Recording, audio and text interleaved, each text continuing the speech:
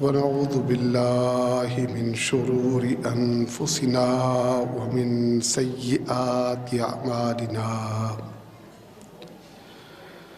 من يهده الله فلا مضل له ومن يضلل فلا هادي له وأشهد أن لا إله إلا الله وحده لا شريك له وأشهد أن محمدًا عبده ورسوله اللهم صل على محمد وعلى آل محمد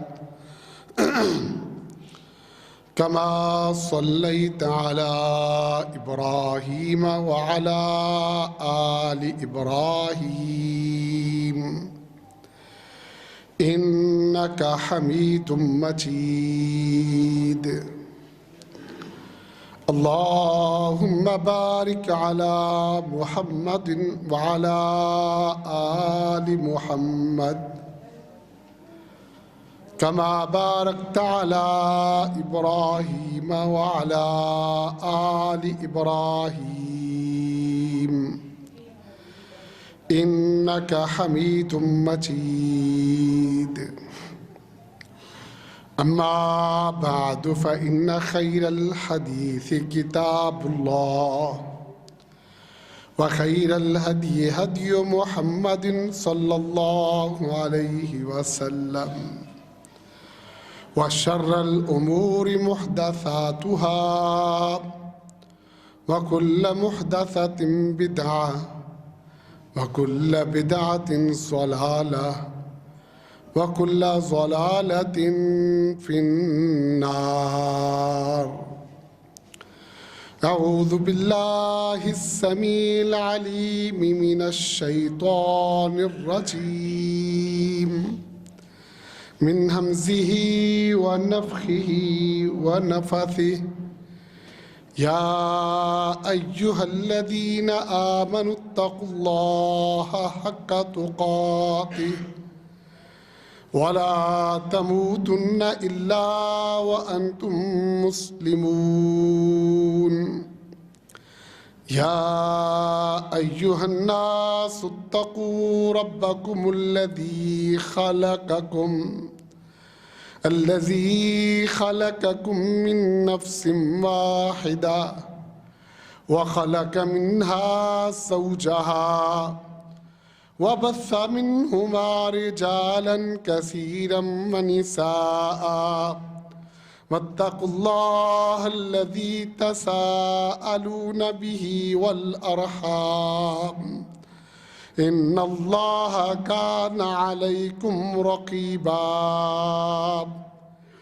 يا أيها الذين آمنوا اتقوا الله وقولوا قولا سديدا يصلح لكم أعمالكم ويغفر لكم ذنوبكم ومن يطع الله ورسوله فقد فاز فوزا عظيما رب اشرح لي صدري ويسر لي أمري واحلل عقدة من لساني يفقهوا قولي رب زدني علما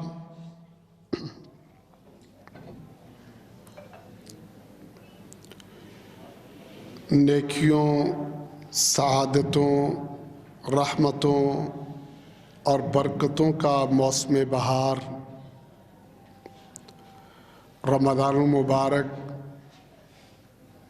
اپنا نصف سے زائد سفر طے کر چکا ہے۔ چند دن باقی ہیں۔ یقیناً ہر صاحب ایمان اپنی پوری کوشش کرتا ہے کہ وہ اس ماہ مبارک میں اپنے خالق و مالک کو راضی کر کے اپنے لیے جنتوں کا سرٹیفکیٹ اور جہنم سے آزادی حاصل کر لے۔ اور حقیقت میں خوش نصیب وہی شخص ہے، رمضان اور عید اسی کی ہی مبارک و بابرکت ہے کہ جسے اللہ کی طرف سے اس ماہ مبارک میں بھرپور عبادتیں کرنے کی توفیق مل جائے۔ بہت سی عبادتیں ہیں جن کا اس بابرکت موسم کے ساتھ بڑا گہرا تعلق ہے۔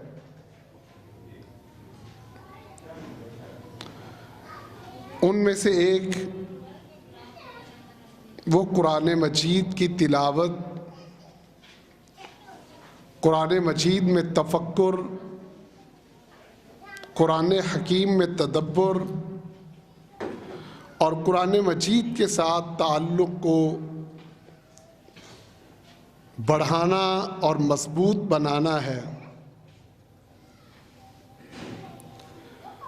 کہ اس رمضان کی حیثیت و اہمیت کی بنیاد ہی قرآن کا نزول ہے۔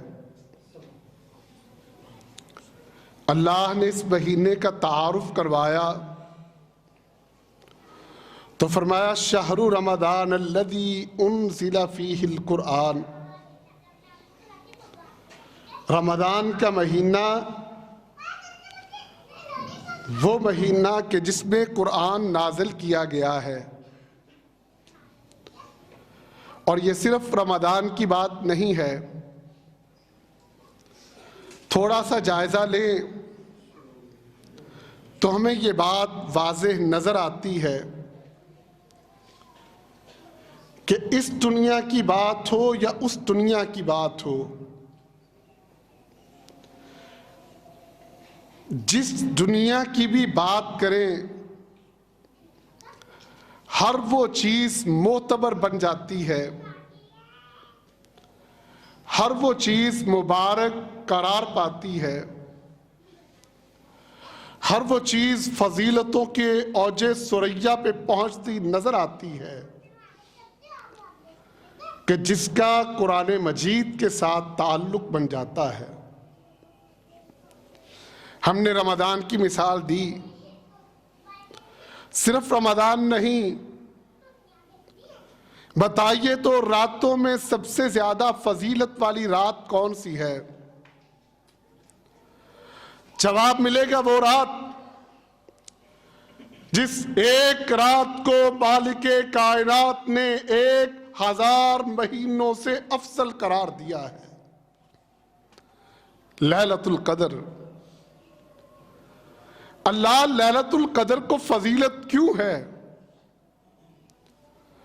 آسمانوں سے جواب ملتا ہے، اِنَّا أَنزَلْنَاهُ فِي لَيْلَةِ الْقَدْرِ، یہ جو قرآن تم پڑھتے ہو، اس قرآن کو ہم نے اس قدر والی رات میں نازل کیا ہے۔ اگر سوال کیا جائے کہ فرشتوں میں سب سے افضل فرشتہ کون سا ہے، ہر کوئی جواب دے گا جبریل ہے۔ اللہ کیوں؟ فرمایا وَإِنَّهُ لَتَنزِيلُ رَبِّ الْعَالَمِينَ، یہ قرآن رب العالمین کی طرف سے نازل کردہ ہے۔ نزل بِهِ الروح الامین، اس قرآن کو لے کے روح الامین جبریل امین اترے ہیں۔ تو جبریل کی فضیلت قرآن کو لے کے آنے کی وجہ سے۔ نبیوں کے سردار کون ہیں؟ سید الانبیاء کون ہیں؟ جناب محمد صلی اللہ علیہ وسلم۔ کیوں؟ عَلَىٰ قَلْبِكَ لِتَكُونَ مِنَ الْمُنذِرِينَ، کہ قرآن کو اللہ نے محمد صلی اللہ علیہ وسلم کے قلب اطہر پہ نازل کیا ہے۔ شہر تو دنیا میں بڑے ہیں، لیکن شہروں میں حرمین قرار پانے والے، شہروں میں افضل ترین شہر قرار پانے والے کون سے شہر ہیں؟ مکہ اور مدینہ۔ لا اقسم بہذا البلد وانت حل بہذا البلد۔ وجہ فضیلت کیا ہے؟ اللہ نے قرآن کے نزول کے لیے ان دو شہروں کا انتخاب کیا ہے۔ اور یارو، بات چھوٹی سی نہیں ہے، بات بڑھاتے چلے جائیں۔ میرے نبی صلی اللہ علیہ وآلہ وسلم کی احادیث پڑھتے چلے جائیں، نظر آتا ہے، فرمایا خیرکم من تعلم القرآن وعلمہ۔ چھوٹی چھوٹی مثالیں میں نے نہیں دی، کاغذ کا ٹکڑا، اس پہ جو مرضی دنیا جہان کی سائنس لکھی ہو آپ پھاڑ کے پھینک دیتے ہیں، ردی کی ٹوکری میں ڈال دیتے ہیں، پکوڑے بیچنے والا خرید کے اس پہ پکوڑے بیچ دیتا ہے، لیکن وہی ورق اگر ان پہ قرآن کی آیت لکھ دی جائے، اللہ کی قسم مقدس اوراق میں شامل ہو جاتا ہے۔ میں بات انسانوں کی کرتا ہوں، اللہ کے رسول صلی اللہ علیہ وسلم فرماتے ہیں خیرکم من تعلم القرآن وعلمہ۔ اور لوگوں، بہتری کا معیار، افضلیت کا معیار تمہارا رنگ، نسل، زبان نہیں ہے، وطن، علاقہ، برادری، قبیلہ، کنبہ نہیں ہے۔ بہتری کے بنیاد خیرکم من تعلم القرآن وعلمہ۔ اہل ایمان میں سے سب سے بہترین شخص وہ ہے جو قرآن سیکھتا ہے، قرآن سکھاتا ہے، جس کا تعلق قرآن کے ساتھ ہے، چاہے سیکھنے کا تعلق ہو چاہے سکھانے کا تعلق ہو، اور جس کا تعلق قرآن کے ساتھ نہیں ہے، ذکر اللہ کے ساتھ نہیں ہے، نہ سیکھنے کا تعلق نہ سکھانے کا تعلق، تو میرے نبی کا فرمان ہے، فرمایا الدنیا ملعونۃ ملعون ما فیہا الا ذکر اللہ وما والاہ وعالما او متعلما۔ لوگوں، دنیا ساری ملعون ہے، جو کچھ دنیا میں موجود ہے سارا ملعون ہے، سوائے اللہ کے ذکر کے، سوائے اس کے جو اللہ کے ذکر کے ساتھ تعلق جوڑ لے، سوائے اس عالم دین کے جو اللہ کے قرآن کو پڑھا رہا ہو، سکھا رہا ہو، سوائے اس طالب علم کے جو اللہ کے دین کو، اللہ کے قرآن کو سیکھ رہا ہو۔ قرآن کیا ہے؟ وَنُنَزِّلُ مِنَ الْقُرْآنِ مَا هُوَ شِفَاءٌ وَرَحْمَةٌ لِّلْمُؤْمِنِينَ۔ قرآن سراسر شفا ہے، قرآن سراسر رحمت ہے۔ إِنَّ هَذَا الْقُرْآنَ يَهْدِي لِلَّتِي هِيَ أَقْوَمُ۔ قرآن رہنمائی دیتا ہے اس راستے کی جو راستہ سب سے شاندار ہے، سب سے سیدھا ہے، سب سے باکمال ہے۔ قرآن رہنما ہے۔ قرآن ان ھذا القرآن سبب، فرمایا یہ قرآن رسی ہے، ترفعہ بید اللہ، اس کا ایک ہاتھ، ایک کونا اللہ کے ہاتھ میں ہے، وَتَرْفُهُ بِأَيْدِيكُمْ، اور اس کا ایک کونا تمہارے ہاتھ میں ہے۔ جو قرآن کو مضبوطی سے تھام لے گا، جو قرآن سے تعلق جوڑ لے گا، جو قرآن سے رشتہ بنا لے گا، وہ اللہ کے ساتھ اپنا تعلق مضبوط بنا لے گا۔ یہ قرآن ہے۔ فرمایا لوگو اقرأ القرآن، قرآن پڑھا کرو، فَإِنَّهُ يَأْتِي يَوْمَ الْقِيَامَةِ شَفِيعًا لِأَصْحَابِهِ، کل قیامت کا دن ہوگا، ماں بیٹے کو نہیں پہچانے گی، باپ بیٹے کو نہیں پہچانے گا، بھائی بھائی کو پہچاننے سے انکار کر دے گا۔ قرآن آئے گا سفارشی بن کے۔ اور جاننا چاہیے ہم سب اللہ کی مخلوق ہیں، انبیاء اللہ کی مخلوق ہیں، اولیاء اللہ کی مخلوق ہیں، فرشتے اللہ کی مخلوق ہیں۔ قرآن اللہ کی کلام ہے، اللہ کی صفت ہے، یہ مخلوق نہیں ہے۔ کہا قرآن آئے گا شفیعاً لاصحابہ، سفارشی بن کے آئے گا۔ جو قرآن کے ساتھ تعلق رکھنے والے ہوں گے، قرآن ان کا سفارشی بن کے کھڑا ہوگا۔ اور سفارشی کیسا ہوگا؟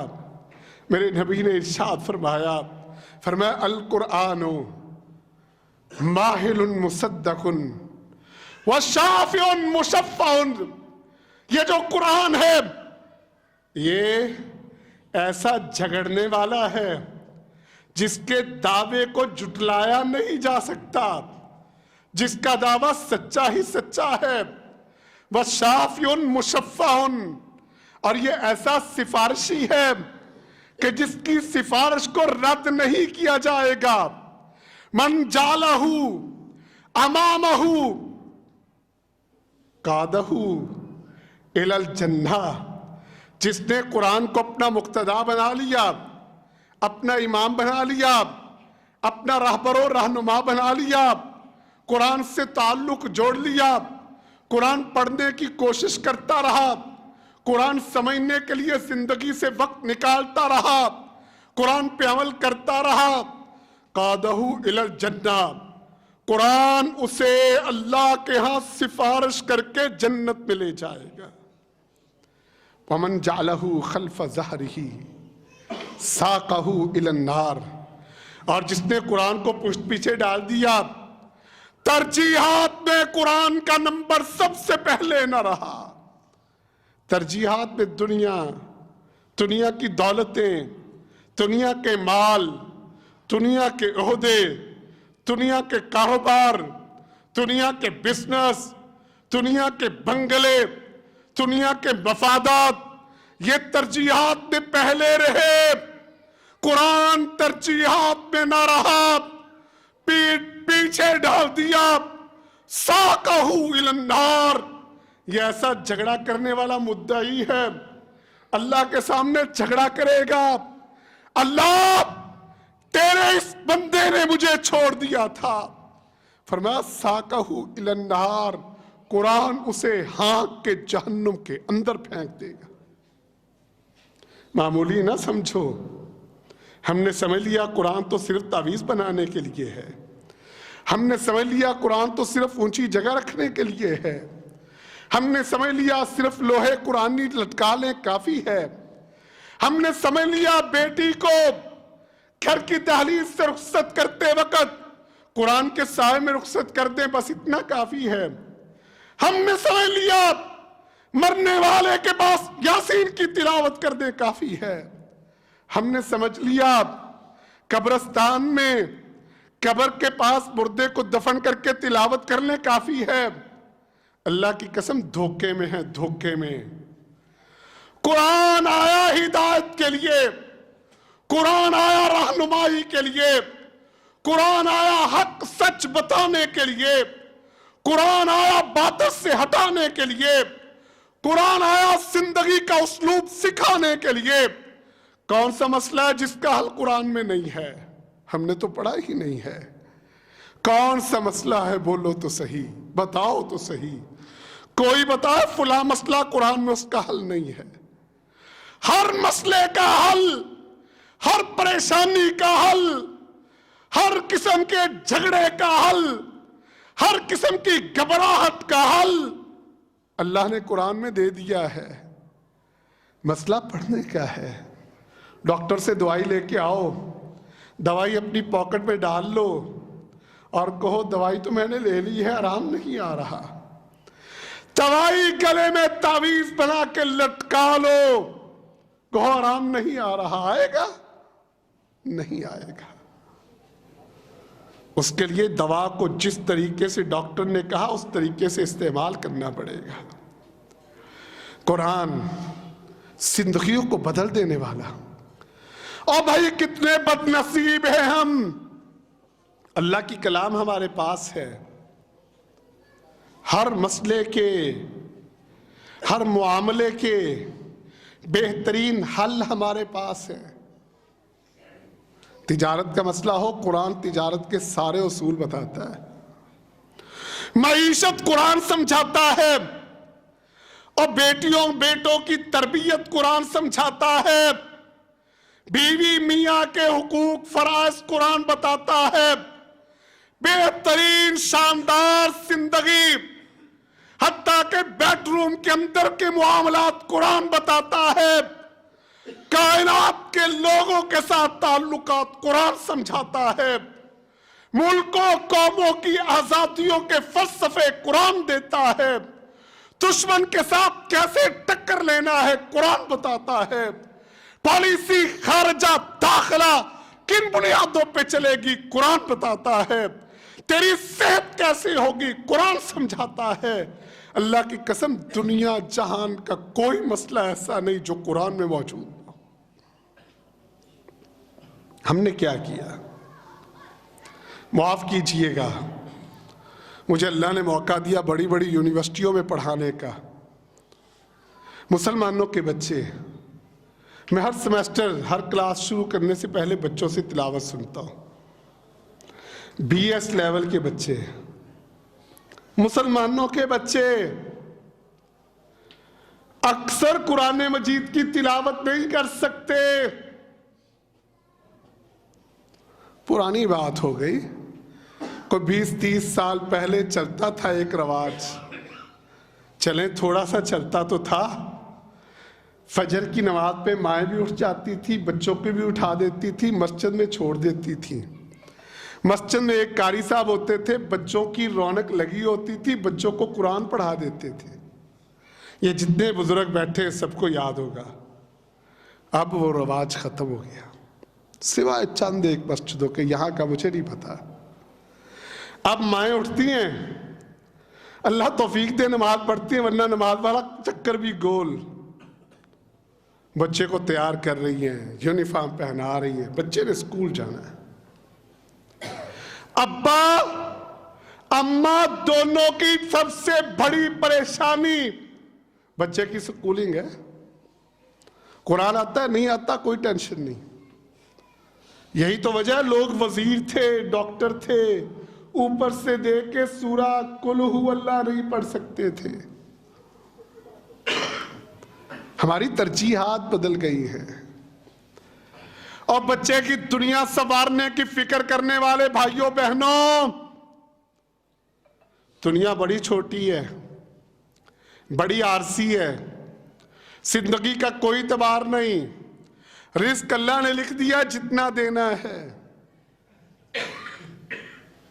اس دنیا کے فیوچر کے پیچھے بھاگتے پھرتے ہیں ہم، وہ جو اصل فیوچر ہے نا، جو ہمیشہ کے لیے ہے، جس میں کوئی انتہا نہیں ہے، جس کا کوئی اختتام نہیں ہے، اور جس کو کوئی آپ سے چھین نہیں سکتا ہے، اس فیوچر کی فکر ہی نہیں ہے۔ معاف کیجئے گا، گھر میں جا کے اپنی بیگم کے ساتھ بیٹھ کے جس طرح بچوں کے فیوچر کا سوچتے ہو نا، اچھا سکول، اچھی ٹیوشن، اچھا ٹیوٹر، آج ذرا یہ ڈسکس کیجئے گا مرنے کے بعد بچے کا کیا بنے گا۔ اصل مستقبل تو وہ ہے نا، اور یہ بھی ڈسکس کیجئے گا میرا تیرا کیا بنے گا، اماں ابا کا کیا بنے گا۔ ایک بڑے چودھری صاحب عربوں میں کھیلنے والے، ان کی والدہ فوت ہو گئی، ہمارے نمازی تھے، جنازے میں گیا، جنازہ پڑھانا تھا، بڑے بڑے لوگ وزیر بھی اور بڑے بڑے افسر جنازے میں ہیں، وہ صاحب میرے پاس آئے کوئی بات کرنے. میں نے سمجھا کہیں گے کہ حضرت دعائیں ذرا لمبی کروائیے گا، جنازہ ذرا تسلی سے پڑھائیے گا. مجھے کہنے لگے آپ کو پتہ ہے وزیر صاحب بھی آئے ہیں، پولیس کے آفیسرز بھی آئے ہیں، فلاں فلاں بھی آیا ہے، ان لوگوں کے پاس وقت کم ہوتا ہے، ذرا جنازہ مختصر سا پڑھائیے گا. ترجیح کیا دی بچوں کو تم نے؟ اور ویسے ماں باپ بھی، ابا کا جنازہ پڑھا ہے، جس نے اس کو پڑھایا، بڑا ڈاکٹر بنایا، بڑا آفیسر بنایا، جہاں کھڑا ہے باپ نے پہنچایا، اور بیٹا کھڑا ہے، اس کو پتہ نہیں ہے رب سے مانگنا کیا ہے، جنازے میں پڑھنا کیا ہے. اللہ کے لیے اپنے بچوں کو قرآن سے جوڑ دو. افلا یتدبرون القرآن ام علی قلوب اقفالها. یہ لوگ قرآن میں غور و فکر نہیں کرتے، ان کے دلوں پہ تالے پڑے ہوئے ہیں. تالوں کو اتار دو اور قرآن سے تعلق جوڑ دو، اپنا بھی اپنی نسلوں کا بھی. اللہ کی قسم دنیا بھی شاندار ہوگی، آخرت بھی شاندار ہوگی. جس بچے کو قرآن پڑھا دو گے نا، قرآن کا عالم بنا دو گے، اللہ رسول کے دین کی سمجھ دے دو گے، وہ بڑھاپے میں جھگڑے گا نہیں ابے کو تو لے جا، میرے پاس وقت نہیں ہے، میری بیگم فارغ نہیں، اماں کی خدمت کرے. وہ جھگڑے گا اس بات پر ابا کی خدمت میں کروں گا، اماں کی میں کروں گا. تیری دنیا بھی بن جائے گی اور آخرت اللہ کی قسم وہ بھی سمر جائے گی. آؤ قرآن مجید کے ساتھ رمضان میں تعلق جوڑیں. طاق راتیں شروع ہو رہی ہیں، آخری اشیاء شروع ہو رہا ہے. جس کے پاس طاقت اعتکاف ضرور بیٹھے، نئی طاقت، نئی ہمت، نئی وقت قرآن کے ساتھ تعلق جوڑیں. زیادہ سے زیادہ قرآن کی تلاوت اور قرآن کو کس طرح پڑھنا ہے، قاری صاحب سے وقت لے کے صحیح پڑھنے کی پریکٹس، اور قرآن میں ہے کیا، قرآن مجید کا ترجمہ اور تفسیر روزانہ ایک حصہ طے کر لیں. زیادہ نہیں، 24 گھنٹوں میں 48واں حصہ صرف آدھا گھنٹہ قرآن کے لیے طے کر لیں، آخرت بن جائے گی. اللہ ہمیں سمجھنے کی، عمل کی توفیق عطا فرمائے. آخر دعوانا الحمدللہ. ان الحمد للہ نحمده ونستعینه ونستغفره ونعوذ باللہ من شرور انفسنا ومن سیئات اعمالنا. من يهده الله فلا مضل له ومن يضلل فلا هادي له. واشهد ان لا اله الا الله وحده لا شريك له واشهد ان محمدا عبده ورسوله صلى الله عليه وبارك وسلم. اللهم اغفر لنا وللمؤمنين والمؤمنات والمسلمين والمسلمات. اللهم ألف بين قلوبهم وأصلح ذات بينهم وانصرهم على عدوك وعدوهم. اللهم لعن الكفرة الذين يصدون عن سبيلك ويكذبون رسلك ويقاتلون أولياءك. اللهم شتت شملهم وفرق جمعهم ودمر ديارهم وخرق بنيانهم وأنزل بهم باسك الذي لا ترده عن القوم المجرمين. اللهم انصر الإسلام والمسلمين. اللهم أيد الجهاد والمجاهدين. اللهم انصر المجاهدين في فلسطين. اللهم انصر المجاهدين في كشمير. اللهم انصرهم نصرا عزيزا وافتح لهم فتحا قريبا. اللهم اشفنا واشف مرضانا ومرضى المسلمين. اللهم اقض حاجاتنا وحاجات المسلمين. ربنا اغفر لنا ولإخواننا الذين سبقونا بالإيمان غلا للذين آمنوا ربنا إنك رؤوف رحيم. سبحان ربك رب العزة عما يصفون وسلام على المرسلين والحمد لله رب العالمين.